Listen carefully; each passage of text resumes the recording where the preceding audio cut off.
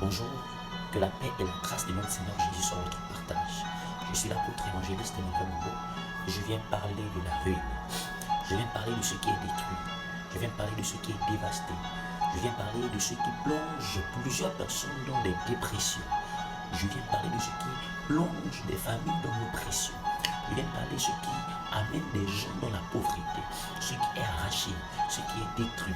J'aimerais parler à quelqu'un. Tu me regardes actuellement, tu es en France, aux États-Unis, qu'importe le lieu, le pays auquel tu regardes actuellement cette vidéo. La ruine peut venir de partout. Dans la Bible, on nous montre qu'elle peut venir de partout et elle peut s'attaquer à tous les domaines. La ruine peut s'attaquer au domaine financier, peut s'attaquer au domaine professionnel, peut s'attaquer au domaine familial, peut s'attaquer au domaine sanitaire. Qu'est-ce qui est détruit actuellement dans ta vie? Qu'est-ce que le diable a volé? Qu'est-ce que le diable a dévasté en toi? Dieu a fait une promesse. Il veut rebâtir sur les anciennes ruines. Il veut rebâtir dans ta vie sur ce qui a été détruit, sur ce qui a été arraché, sur ce qui a été dévasté. Alléluia.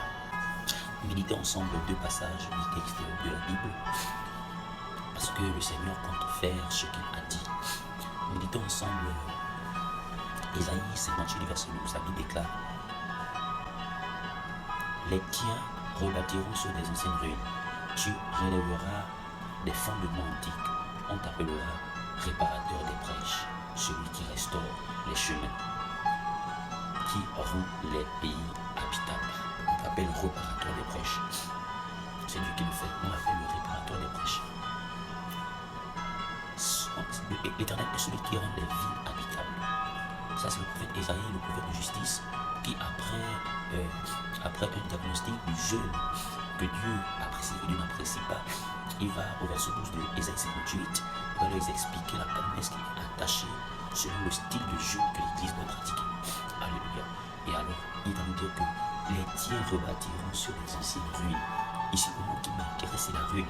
Ce qui m'intéresse ici, c'est la ruine. Qu'est-ce qui avait été détruit? Qu'est-ce qui avait été dévasté? C'est cela, de rebâtir sur ce qui avait été détruit. Lisons rapidement notre texte sur Jérémie 30, 18. Ainsi parle l'Éternel: voici, je ramène les captifs des tentes de Jacob. J'ai compassion de ses demeures. La ville sera rebâtie sur ses ruines. Le palais sera rebâti comme il était. Dieu fait sa promesse. Dieu fait. Le peuple de Dieu alors va être en captivité par Nebuchadnezzar. Et il va détruire tout ce que le peuple de Dieu avait. Il va détruire. Mais Dieu est un Dieu de promesses.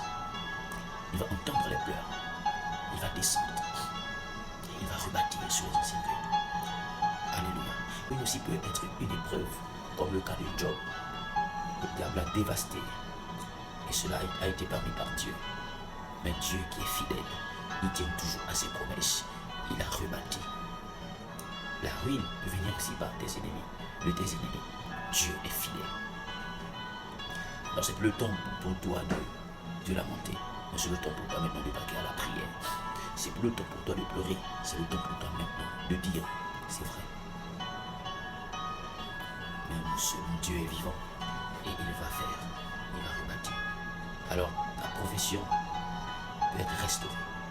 Ta famille peut être restaurée. Ton travail peut être restauré.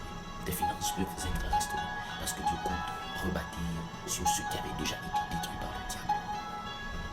Par l'œuvre de la sorcellerie, Dieu compte rebâtir. C'est le temps de prier et de faire confiance à Dieu. Parce que sa promesse est certaine pour toi et moi. Que la paix et la grâce de notre Seigneur Jésus soient ton partage. Et que le Seigneur te restitue tout ce que le diable avait volé. Et que le Seigneur te restitue tout ce qui avait été détruit. Qu'il rebâtisse sur les anciennes ruines. Au nom de Jésus qui est Nazareth.